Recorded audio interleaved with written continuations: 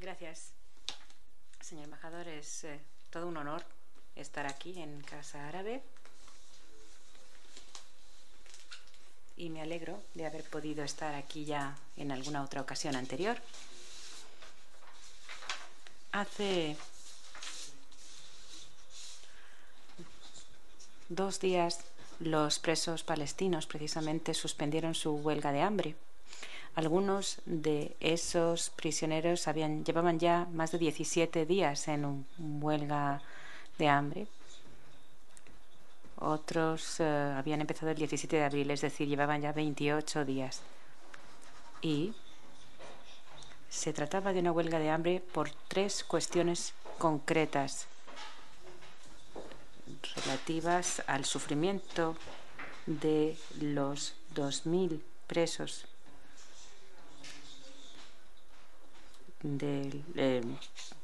y por ello los partidos políticos, la sociedad palestina han tenido que pasar por ese sufrimiento. Solo para presionar a Israel para que haga 3 cosas fundamentales. 1, poner fin a la política de la detención administrativa para levantar el estado de emergencia, trazarlo de 1 a 24 meses,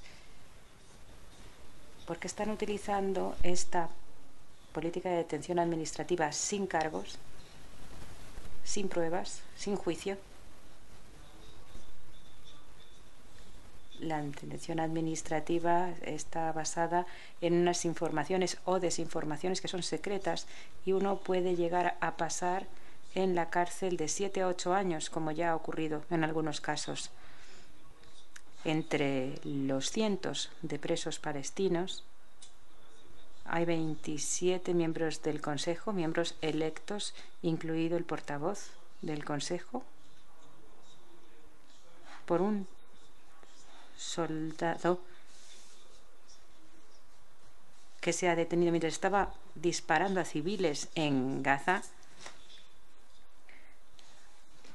Israel ha castigado durante 16 años a todo el pueblo de Gaza. Ha detenido a 7 parlamentarios. Para ellos, el tener prisioneros políticos no significa absolutamente nada. En segundo lugar, la política de aislamiento, que es la que adopta Israel de cara a sus presos. Algunos de esos presos se encuentran en confinamiento aislado, incomunicados, hasta 2 o 3 años.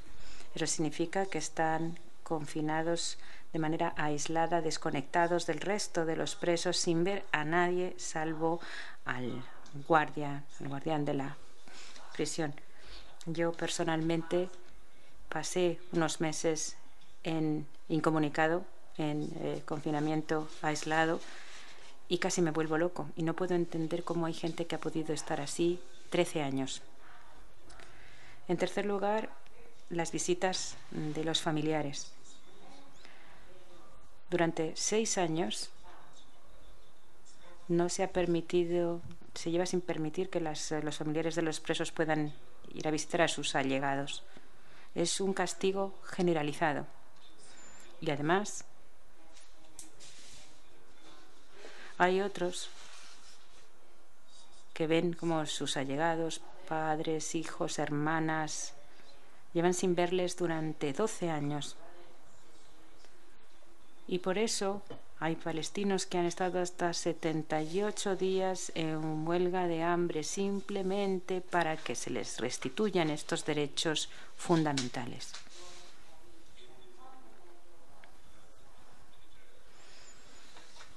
Las autoridades militares en general en Israel han tomado la decisión con respecto a este caso, diciendo que no hay casos, sin embargo, de ninguna manera se puede pensar que el ejército israelí haya cometido ningún tipo de negligencia siquiera. Y sin embargo, hay 28 personas que no se sabe por qué han muerto. Se les ha disparado, pero no se sabe muy bien por qué. Pensemos en una familia del área rural de Gaza, una operación del ejército. Entraron a toda velocidad en esa zona, matando a 7 miembros de una misma familia. Luego hicieron una redada y pusieron a todo el mundo, los metieron en una misma casa. Y el tercer día, al final, el ejército decidió simplemente hacer volar la casa por los aires. Nadie sabe por qué. Nadie sabe qué ocurrió. Al final, 4 días después, se les permitió acceder y se vio que varios miembros de una misma familia, jóvenes, ancianos, niños, habían muerto. Y 2 niños, por suerte o por desgracia, quedaron vivos. Y durante varios días habían estado sobreviviendo, nadando literalmente en medio de la sangre de sus familiares. Y esto arroja una sombra de todos los 1.186 crímenes que se han perpetrado en la zona de Gaza durante la ocupación.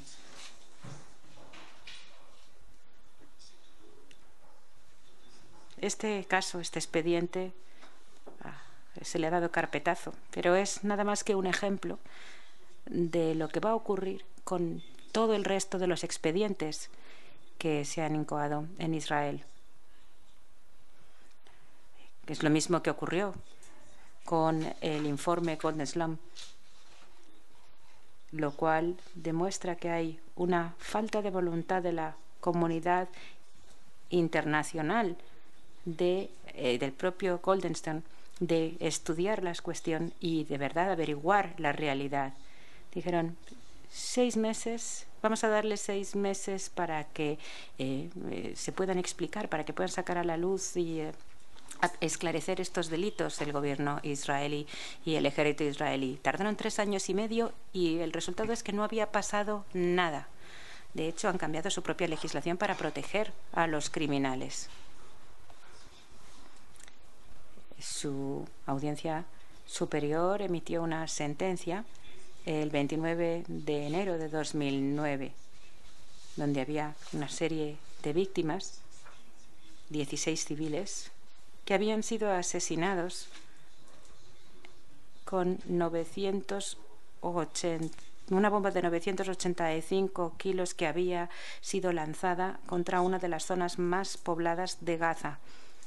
Ese mismo día, disculpas de Moratinos, el ministro de Asuntos Exteriores, disculpas ante él. ¿Y después qué ocurrió? A día de hoy la legislación no ha cambiado por muchas promesas que se hicieron. Hoy el panorama es muy sombrío.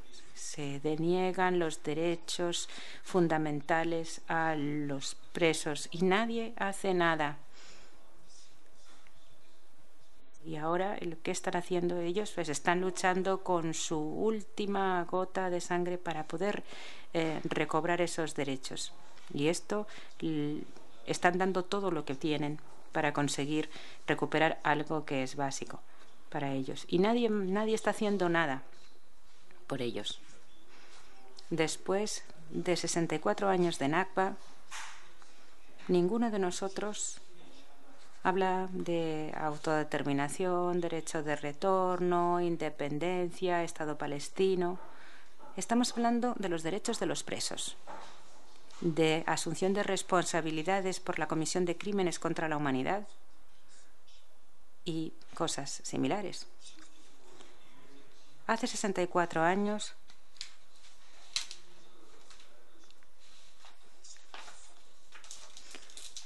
cuando se creó a expensas del pueblo palestino en una de las políticas de limpieza étnica más devastadoras de la historia, a resultas de esa política y de los crímenes cometidos y de la destrucción de 418 pueblos, masacres en Derriacín y otros lugares. Así es como se creó Israel.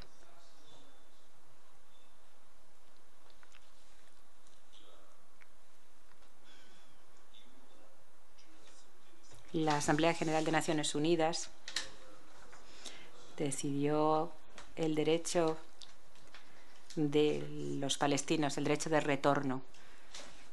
Y llevan las personas esperando 64 años para poder ejercer ese derecho de retorno. El derecho de retorno es el núcleo del conflicto palestino-israelí. Una vez se le preguntó al presidente Clinton cuando visitaba Kosovo, ¿qué piensa usted de el derecho de retorno del pueblo serbio a sus lugares de origen, a donde se había producido la limpieza étnica? Y él respondió, por supuesto que tienen derecho de retorno. La legislación internacional es muy clara al respecto. Y alguien dijo, sí, pero la política del hecho consumado lo cambia todo. No, eso no lo cambia nada, dijo Clinton. Estas personas tienen derecho al retorno, ni pase lo que pase sobre el terreno, ni el tiempo que pase. Y otra persona le dijo, señor presidente, ¿y usted qué piensa del derecho de retorno del pueblo palestino? Son refugiados que han corrido el mismo destino. Y él dijo, por supuesto que también tienen derecho de retorno. Al día siguiente, declaración especial de la Casa Blanca. Por supuesto, en el caso de la ex Yugoslavia, por supuesto, lo que dijo el presidente Clinton es lo que él dijo, exactamente lo que dijo. Pero en lo que concierne a los refugiados palestinos, no era eso lo que quería decir. ¿Cuáles son los hechos sobre el terreno, in situ, después de 64 años de la Nakba, ahora que conmemoramos la Nakba?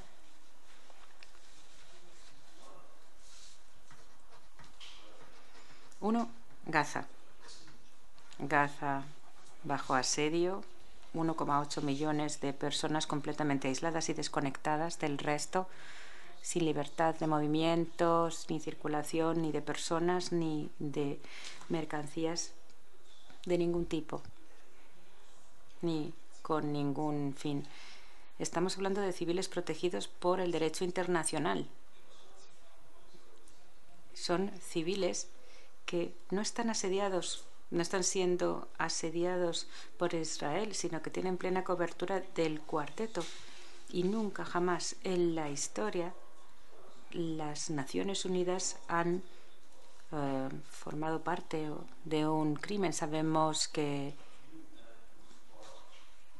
los estados a veces lo han hecho, pero que las Naciones Unidas formen parte de un crimen semejante dentro del contexto del cuarteto es algo absolutamente insólito.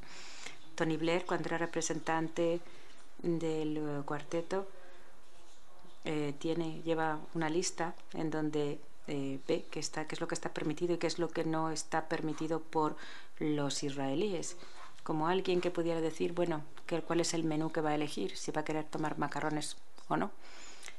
Pero la gente muere en los hospitales porque no funcionan los quirófanos, porque no hay electricidad.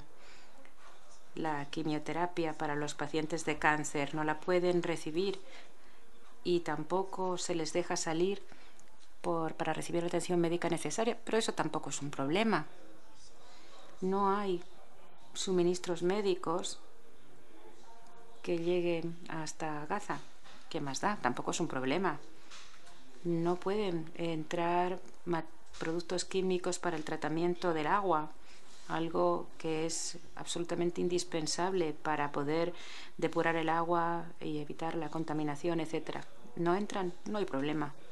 No tenemos ningún tipo de producto químico para poder tratar el alcantarillado y las aguas residuales. No importa. Tampoco tenemos ni siquiera tuberías para poder arreglar nuestros sistemas de alcantarillado y el río está completamente contaminado.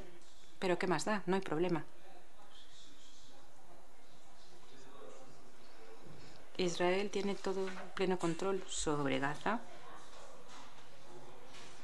y están imponiendo este estado de sitio. Incluso cuando la crema innata de la sociedad civil del mundo decide decir esto en voz alta, de manera clara, y tratan de intervenir, se les asesina, se les detiene, se les humilla y se les deporta. Así que el estado de sitio está ahí.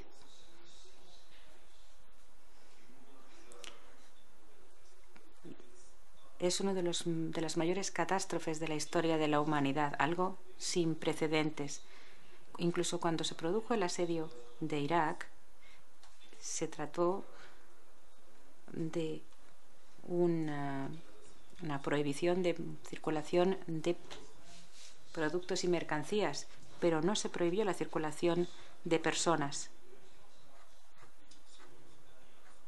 Y Gaza se ha convertido algo así como en una granja de animales, en donde de vez en cuando las autoridades internacionales dejan caer algo de suministros de alimentos o de productos químicos o medicamentos. Incluso las materias primas más esenciales, como son el cemento o la cal, el hierro, no se deja que entren en Gaza para poder siquiera reconstruir las viviendas que se han destruido. Ahora, la circulación de estos materiales para construir nuevos asentamientos, por supuesto, eso es, no hay ningún problema en que circulen esos materiales. Una situación muy fea, sin precedentes. A lo mejor es que los de Gaza se lo merecen porque tienen a Hamás y son ellos los que han votado a Hamás y los han elegido. ¿Y entonces qué pasa con Jerusalén?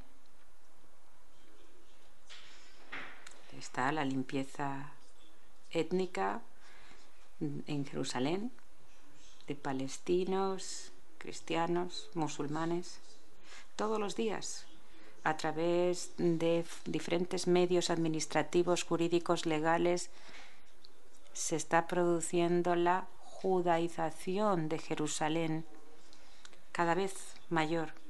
Prácticamente no se puede discutir ni negociar nada en Jerusalén. La política del hecho consumado impera. De esto no se habla. Y los habitantes de Jerusalén tienen que vivir y enfrentarse a su destino bajo una auténtica conspiración del silencio. Un mundo en el que impera el apartheid con la anexación. Incluso los tribunales internacionales lo han declarado ilegal, pero ¿de qué ha servido? El Tribunal Internacional de Justicia puede haber emitido su opinión, su veredicto, pero en la práctica, ¿a quién le importa? ¿Qué más da? El muro, el gran muro que está construyendo Israel va a estar terminado dentro de unos meses, que ya de por sí es un crimen de guerra y además está haciendo que el destino de 450.000 palestinos sea algo incierto, ya que se les niega el acceso a sus tierras, se les evacúa, se está anexionando la mayor parte de los asentamientos a Israel. Cada día pasa y cada día hay nuevos asentamientos. E incluso el Valle del Jordán, que es la frontera natural entre Palestina y Jordania, están produciéndose ahí asentamientos en una escala sin precedentes y no pasa un día sin que se construyan nuevos asentamientos.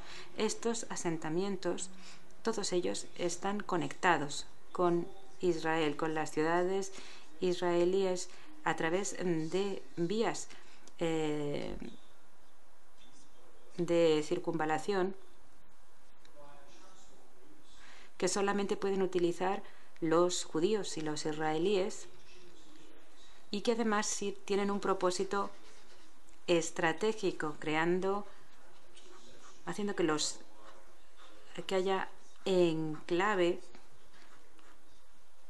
donde se esté segregando como si fueran guetos, como si esté produciendo una auténtica bantustanización del país.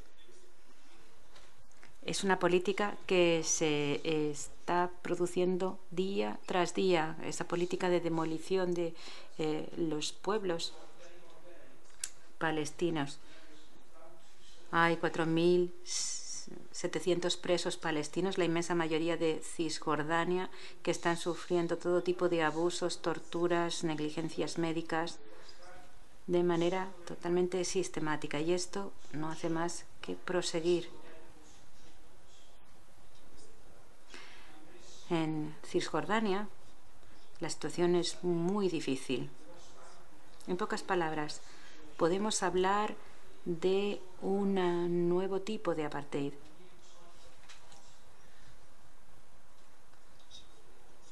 Así que, por un lado, estamos hablando de la asfixia socioeconómica que se está produciendo en Gaza y un nuevo tipo de apartheid en Cisjordania.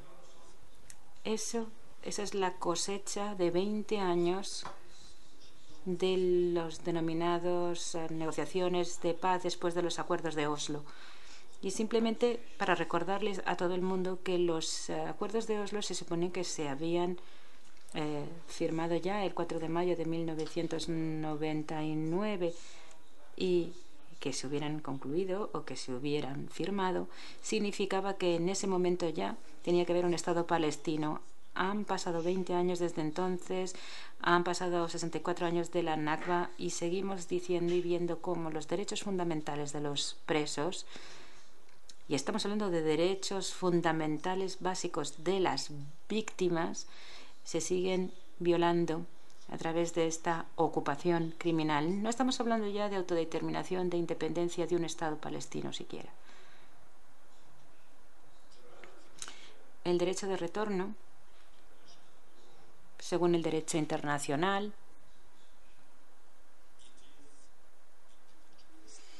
es un derecho individual y colectivo a la vez, lo que significa que incluso el líder palestino de la OLP decidiera, no es que yo lo presuma siquiera, no se le puede denegar el derecho no puede renunciar a su derecho de retorno, porque todo el mundo tiene derecho al retorno. Como individuo, cualquier refugiado o descendiente de refugiado tiene derecho a ejercer ese derecho individual.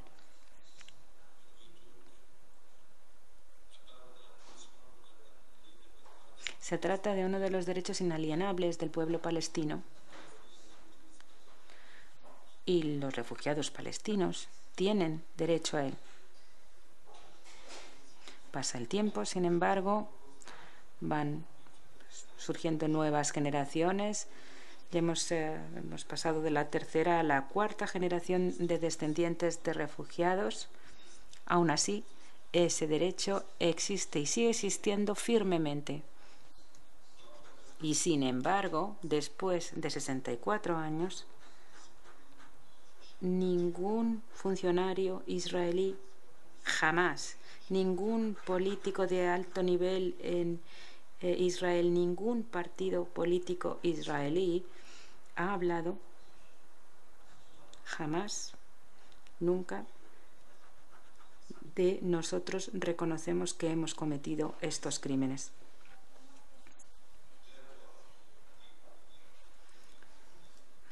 Si lo hubieran hecho, si hubieran dicho aquí había un pueblo y les echamos, somos los responsables morales, tenemos una responsabilidad ética, tenemos una responsabilidad jurídica.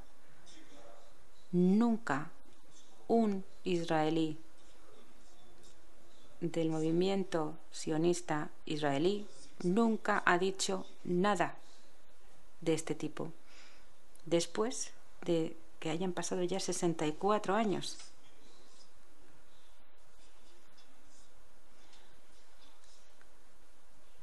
¿Por causa de quién estos millones de refugiados son refugiados? Porque los israelíes dicen, es que no hay refugiados, no existen, niegan la mayor. Yo creo que el punto de partida del conflicto palestino-israelí es la cuestión de los refugiados. Si no se reconoce que Israel es el responsable de la crisis de los refugiados, del dilema de los refugiados, nada se va a poder arreglar. Nadie tiene el derecho, ni siquiera los líderes palestinos pueden tomar ninguna decisión hasta que Israel reconozca moral, legal, jurídicamente y éticamente hablando de que son los responsables de una de las políticas más devastadoras de limpieza étnica que se han producido en la historia en los últimos siglos.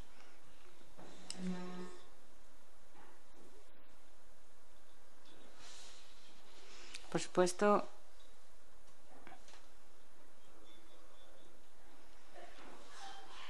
el recuerdo de la Nakba llega en un momento en el que tenemos nuestras propias divisiones internas estúpidas que, en mi opinión, no son más que un suicidio político. Es como tirarnos nosotros piedras a la cabeza directamente.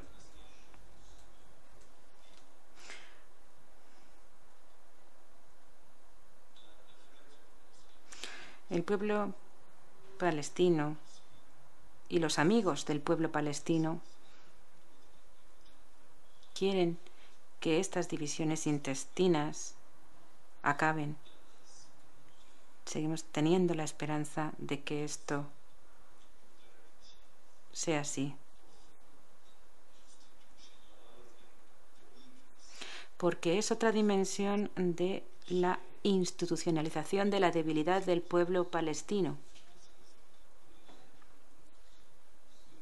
Esto tiene que acabar. Y esto hay que decirlo tanto en público como en privado. Los partidos políticos, sus líderes, tienen que servir a la causa y no adueñarse de ella. Tienen que hacer y tienen derecho a hacer lo que esté en interés del pueblo palestino, lo que desea el pueblo palestino. En este sentido somos optimistas y esperamos, ojalá, las cosas vayan por buen camino en el futuro próximo. Sabemos que existen tentativas muy graves, pero también hay tentativas muy firmes de que este desenlace positivo se produzca y espero que podamos recoger los frutos de ese proceso en breve. Pero esto no es solo una cuestión palestina y no voy a decir que está Irán detrás, no. Israel, Estados Unidos, sí, porque están haciendo presión de diferentes maneras y por distintos medios.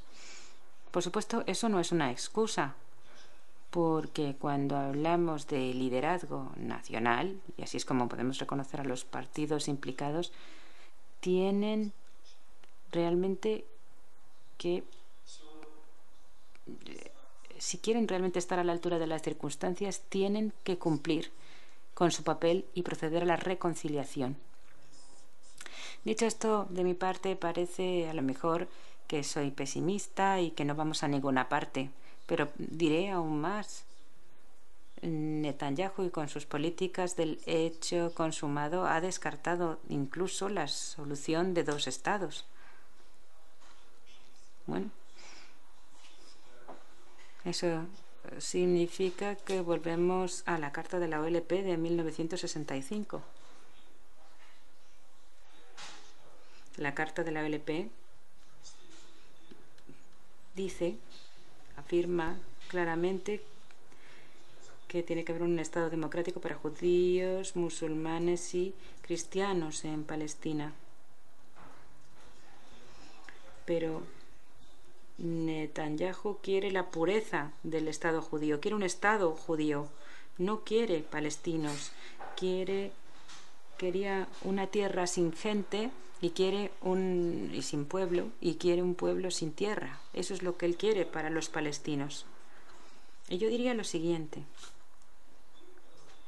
nosotros, los palestinos,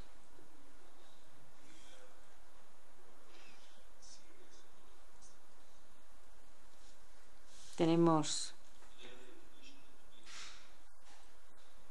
graves problemas que resolver.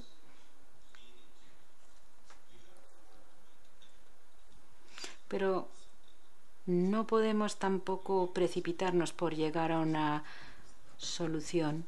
No podemos ceder ya más de lo que hemos cedido. Hemos cedido ya un 78% de nuestro territorio. Ya no se puede ceder más. Y es cierto que el tiempo va en nuestra contra y los hechos consumados también. Y es todo a cara o cruz. Pero ya nadie tiene derecho a ceder nada más.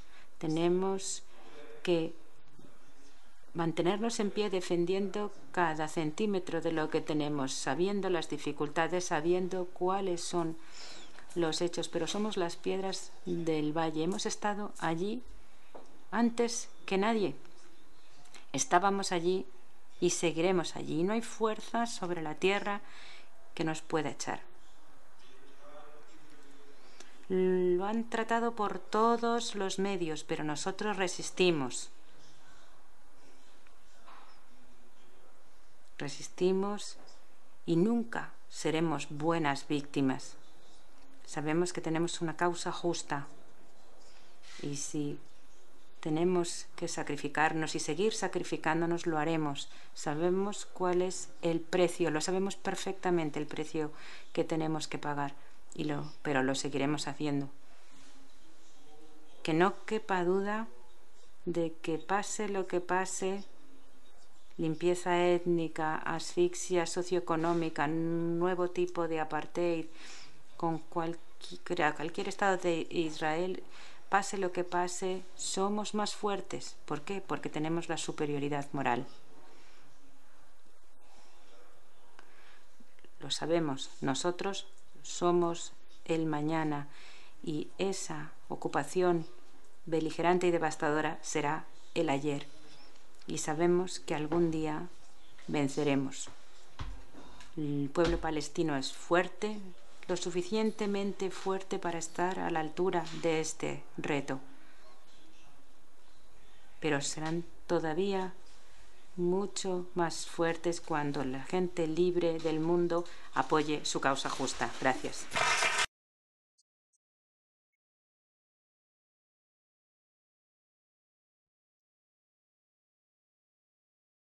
Bachi Surani y yo compartimos por lo menos 2 puntos de partida importantes. Uno es que hacemos hincapié en la importancia central, no solamente del reconocimiento del derecho de retorno de los palestinos a su tierra del 48, sino también, como segundo punto de partida, que estamos convencidos de que esto es una causa que puede ganar y que tenemos los derechos, es una causa justa, sobre todo porque Palestina tiene la superioridad moral y la parte que la tiene es la parte que tiene como destino la victoria. así lo pienso yo. Y esos dos aspectos son mi punto de partida para la presentación que les quiero hacer acerca de la Nakba. Este aniversario, esta conmemoración de la Nakba, espero que podamos con este acontecimiento pues explicar la injusticia que se ha cometido en contra del pueblo palestino con esa Nakba del 49. La verdad es que quiero abordar el tema desde otra perspectiva. Yo también soy profesor, soy académico, trabajo en la Universidad de Jerusalén, Abu Dis, así que voy a empezar con un punto de partida abstracto. Voy a hacerles una propuesta, es una pregunta que les voy a plantear con una respuesta. ¿Qué es el sionismo? Es la pregunta. Yo sugiero que el sionismo es todo menos una conspiración. Sugiero también que es una ideología que informa la Organización Mundial Sionista. Es una organización, una entidad tangible. Se puede ir a Jerusalén, se puede tocar las piedras del edificio, de su sede, sus propiedades, sus edificios. Es un recinto nacional, es la sede nacional. Y cuando se dice nacional, sionista nacional, eso quiere decir judía, pues tiene una dirección, tiene un teléfono, se puede llamar por teléfono a esta entidad, a esta organización. Celebra un congreso cada 4 años y rinde cuentas ante sus miembros según sus artículos de asociación y su constitución. Y estoy utilizando una terminología bastante académica. No es nada concreto, específico. Tiene muchos matices, contradicciones y también abarca pues, una gran gama de partidos políticos. Hay muchas diferencias entre esos partidos y a veces hasta hay terremotos que se producen en el seno de la organización sionista y el gobierno israelí, la Knesset, pues constantemente se configura de formas distintas con coaliciones de partidos políticos distintos. Es decir, que es un movimiento diferenciado,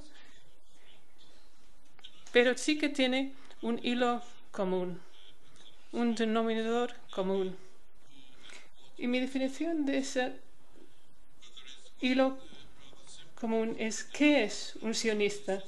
Hay una definición bastante académica, es una persona, una entidad que paga sus cuotas, su suscripción para ser miembro de la Organización Mundial Sionista y para ser un sionista en este sentido. Y no hace falta ser judío, como saben ustedes también. Hay algunas sociedades cristianas fundamentalistas que también son sionistas. No hace falta ser judío. También hay ciudadanos árabes de Israel que son miembros de esta organización, por lo tanto, pues son sionistas. Esa es la definición formal, digamos. La definición moral o concepción, no obstante, tiene más matices y yo diría lo siguiente. Un sionista podría ser pues, una persona, una entidad que reivindica que o es necesario o es justificable establecer en un país que se llama Palestina, pues una entidad soberana que sería el Estado de Israel, que puede intentar, y digo intentar con mayúsculas, establecer, según la ley y en la práctica, una mayoría democrática de los judíos de raza étnica. Intente según la ley o en la ley y en la práctica. Es un intento y la verdad es que un intento criminal fue la limpieza étnica del 48. Lo que haría el Estado de Israel, un Estado basado en la apartheid, sería que también este intento se produce a través de la ley. Como académico y como persona que está muy implicado en la política o algo implicado en la política israelí. Yo diría que hay una diferencia entre la xenofobia y el racismo común y la apartheid. Hasta cierto punto, pues un representante de la embajada israelí aquí en Madrid podría decir que en el caso de la xenofobia popular y el racismo popular, pues Israel no es perfecto como país, pero comparable con otros estados. Por lo tanto, no se puede identificar como un estado único. También existe la xenofobia como fenómeno en Estados Unidos, en Europa también. Yo he vivido en el Reino Unido. Yo tengo la doble nacionalidad de Israel y de Reino Unido. Y me he criado y me he educado hasta que empecé a dar clases en la universidad en un sistema hebreo. Y creo que la xenofobia o el racismo popular que prevalece en Israel no es tan distinto al fenómeno xenofóbico que he visto en Estados Unidos y en el Reino Unido, pero no es la apartheid. No es exactamente lo mismo. Yo entiendo que hay un elemento común aquí, en la apartheid de Sudáfrica, en la apartheid de Israel. La xenofobia y el racismo se legislan, es decir, que se introduce en la sociedad a través de las leyes del Parlamento, se imponen en la sociedad a través de los instrumentos de aplicación de la ley del Estado, a través del sistema de la justicia, todas las agencias de seguridad y la policía. Por lo tanto, pues hay que decir que se parece a la apartheid de Sudáfrica. El racismo y la xenofobia son aspectos bastante comunes, por desgracia, pero la apartheid no lo es. Y nadie me ha corregido hasta este punto sobre este tema, pero creo que después del desmantelamiento de la legislación de apartheid en Sudáfrica y su sustitución con una constitución democrática, Israel sigue siendo el único Estado basado en la apartheid en las Naciones Unidas. Por lo tanto, hay que identificarlo como tal y tiene que ser sujeto a las medidas correctivas que también se produjeron en el caso de Sudáfrica. Les pongo ejemplos: sanciones, falta de inversiones y boicot. Las víctimas de la apartheid, tanto en Sudáfrica como en Palestina, tienen derecho de resistencia. Pueden utilizar cualquier medio a su disposición, incluyendo la lucha armada para defenderse. La lucha armada no es una cuestión de principios, sino que es un medio que podría ser fructífero o no, en algún momento o no, pero desde luego podría ser una de las opciones. Otra opción podría ser la educación, la concienciación y cualquier forma de resistencia popular que ha tenido éxito en Sudáfrica y que yo creo, y lo creo firmemente, que va a tener éxito en el caso de Palestina. Pero en el caso de Sudáfrica se aplicaron bien y creo que se aplicarán también en Palestina. ¿Por qué? Porque son dos cosas justas que han recibido el apoyo del movimiento basado en la solidaridad internacional, y espero que lo que les puedo decir y que entiendan que existe pues es muy importante y muy crucial ese apoyo de solidaridad, pues movimiento reivindicando pues unas sanciones económicas y políticas. Yo creo que esto ya es un llamamiento pues que recorre todo el mundo, pidiendo las desinversiones en Israel basada en la apartheid, de la misma forma que se hizo en el caso de Sudáfrica, y se pudo sustituir el sistema basado en la apartheid de Sudáfrica con una constitución democrática. Ahora bien, hay una dificultad. Si a partir de ahora alguien levanta la voz para decir esto, pues el problema es que se le quita, se le achacha como antisemítico. ¿Por qué es tan distinto este Estado? siempre existe esta crítica antisemita. Pues en las Naciones Unidas siempre dicen que Israel no es perfecto como Estado, pero no le quita la legitimidad de ser miembro de las Naciones Unidas. No hay ninguna explicación.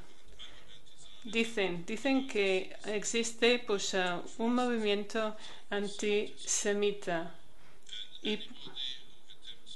y cualquier persona que intente demostrar una solidaridad hacia Palestina o intenta pues pedir las dispersiones o pedir que se apliquen sanciones, tendrá que aceptar que la primera respuesta y reacción será una reacción muy seria, crítica, difamándole, diciendo que esto no es más que una voz antisemita. Pero si podemos aguantar y soportar esa primera reacción violenta, crítica, creo que la situación irá a mejor. Lo digo por mi experiencia.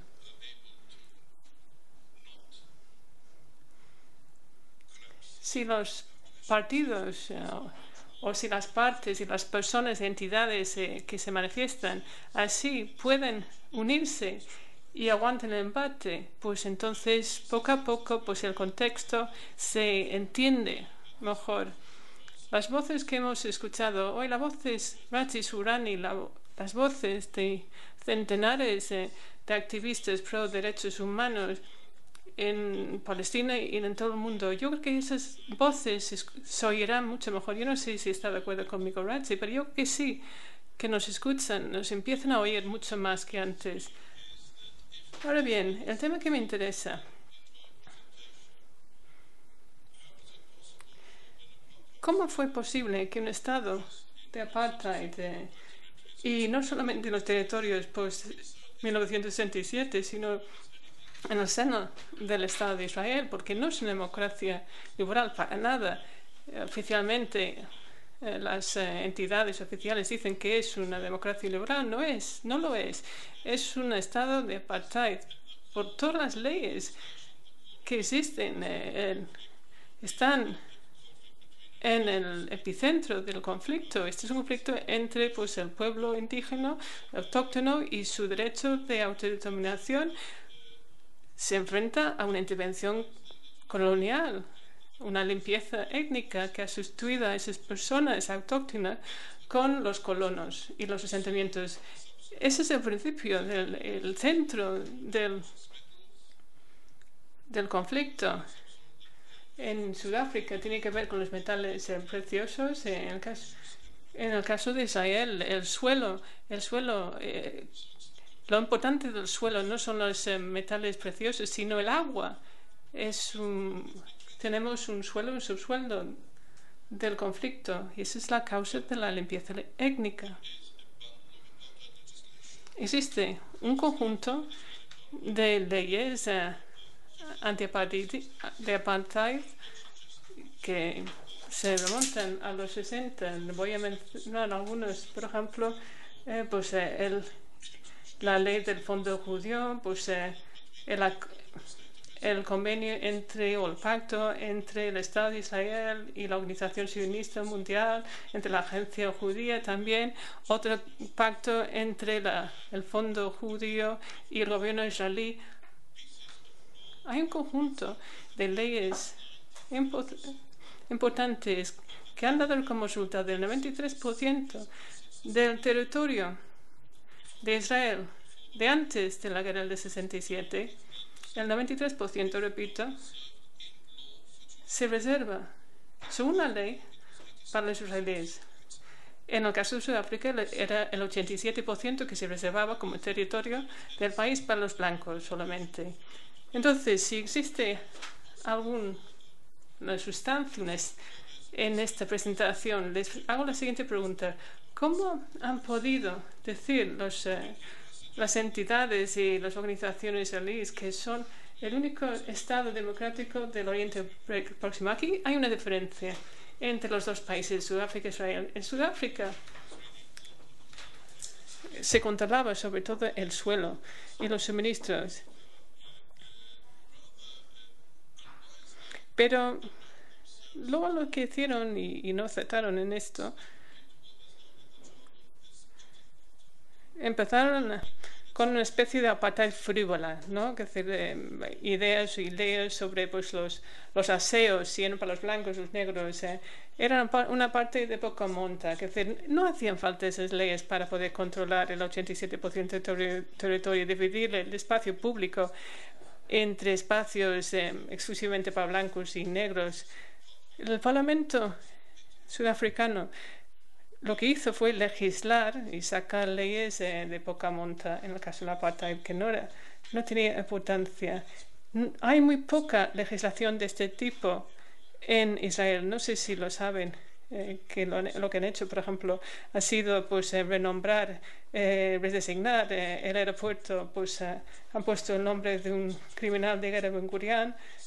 Pero no se hace eso, no se dividen, pues, por ejemplo, los espacios públicos, los aseos para los judíos y los no judíos, y los autobuses. Hay muy pocas leyes de este tipo en Israel. Y por lo tanto, el gobierno puede proyectarse como un Estado y un gobierno que no intente segregar para nada a los pueblos. Y entonces se defiende contra ese crimen de limpieza étnica. Y les pongo otros ejemplos. Hay una organización que se llama el Fondo Nacional Judío. Es una ONG y pretende ser pues una organización pues ecologista que quiere pues crear pues a instalaciones de recreo, de ocio, verdes para el público en general, sin segregación. Cualquier ciudadano de Israel puede tener acceso a las instalaciones de este Fondo Nacional Judío.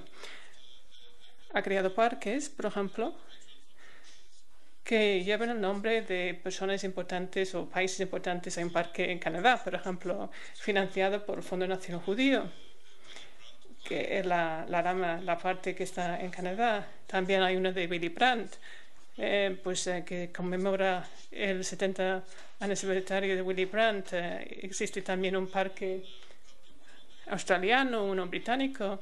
Y si tú vas a los parques, pues los fines de semana pues seguramente verás, pues están las familias israelíes que están pues haciendo sus picnics ahí pues al lado de los árabes, sin segregación alguna.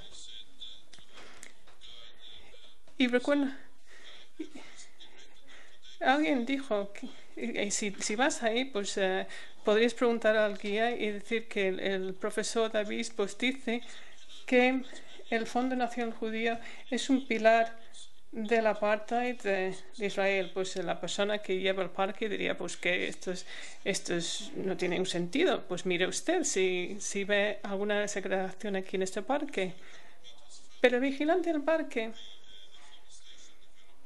no va a seguir más adelante y va a indicar pues algunos otros puntos del parque a Zacarías Yaduru en el parque británico, pues adentrándose cada vez más en esos bosques, porque es como una especie de piel de legitimidad que recubre pues un crimen de dimensiones enormes.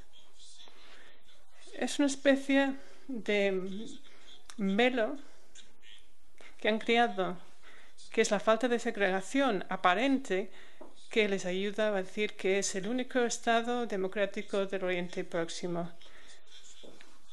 Si ustedes han escuchado bien lo que he dicho, creo que dije casi sin precedentes. Eso es un crimen contra la humanidad casi sin precedentes, porque en algún momento he encontrado otra defensa de la criminalidad judía en otra forma Israel. ¿Por qué nos indican? Porque nos apuntan a nosotros.